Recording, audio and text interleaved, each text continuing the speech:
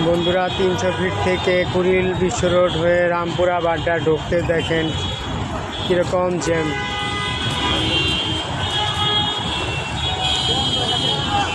দেখেন অনেক সুন্দর লাগতেছে।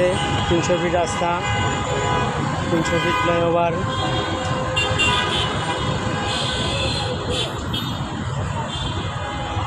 সুবীর ঝিল।